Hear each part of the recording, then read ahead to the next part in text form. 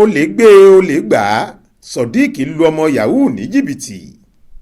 ọmọkùnrin kan Sọdiq Adégòkè àti ọ̀rẹ́ ẹ̀ Ọpẹ́yẹmí Abubakar lọ́wọ́ iléeṣẹ́ ọlọ́pàá ìpínlẹ̀ Ọ̀ṣun ti tẹ̀ lórí ẹ̀sùn igbó títà àti gbígba owó lọ́nà àìtọ́. alukoro iléeṣẹ́ ọlọ́pàá nípínlẹ̀ Ọ̀ṣun Yẹmisí Ọ̀pálọ́lá ṣàlàyé pé lẹ́yìn táwọn afurasí méjèèjì kó akẹ́kọ̀ọ́ kan Usu Joseph ní papámọ́ra tí wọ́n sì gba ẹgbẹ̀rún lọ́nà àádọ́jọ náírà lọ́wọ́ ẹ̀ lọ́wọ́ tẹ̀ wọ́n. Ọ̀pálọ́lá ṣàlàyé pé ṣe ni wọ́n mú Joseph lọ síbì kan nílùú Òṣogbo tí wọ́n sì sọ pé kó ṣe tiransifá owó náà sí àkáǹtì àwọn. ṣùgbọ́n nígbà tó ń bá wọn oníròyìn sọ̀rọ̀ Sọdiq ṣàlàyé pé iṣẹ́ télọ̀ lòun kọ́ ṣùgbọ́n àìríṣẹ́ ṣe ló sún òun dédìí ìwà tí òun hù. ó ní lóòótọ́ làwọn gba owó lọ́wọ́ Joseph ṣùgbọ́n àwọn kò fi agídí gba owó lọ́wọ́ ẹ̀ torí iṣẹ́ Yahoo tó ń ṣe ló jẹ́ káwọn bá a sọ̀rọ̀ tí àwọn sì fi gbowó náà.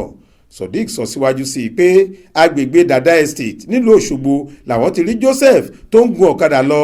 ó ní nígbà táwọn dá a dúró làwọn rí i pé ọmọ Yahoo ni. ó ní bí wọ́n ṣe mú un lọ síbì kan lọ́nà GRA nílùú Òṣogbo nìyẹn. nígbà tá a yẹ orí fóònù ẹ̀ wò mo rí àláàtì ẹgbẹ̀rún mọ́kànléláàádọ́ta náírà 51,000 mo sì tún rí ẹgbẹ̀rún lọ́nà òjìlénígba ó lé kan níbẹ̀ 241,000 kan. ìgbà yẹn ló sọ fún wa pé kì í ṣe òun lòun ní ẹgbẹ̀rún mọ́kànléláàádọ́ta yẹn. nínú ẹgbẹ̀rún lọ́nà òjìlénígba ó lé kan ìyẹn 241,000 tó jẹ́ tiẹ̀ ó bẹ̀ wá pé ká gba ẹgbẹ̀rún lọ́nà ọgọ́rùn-ún náírà. mo sọ fún un pé ẹgbẹ̀rún lọ́nà àádọ́jà náírà la máa gbà ó sì ṣe tiransifá rẹ̀ sínú àkáǹtì Abubakar.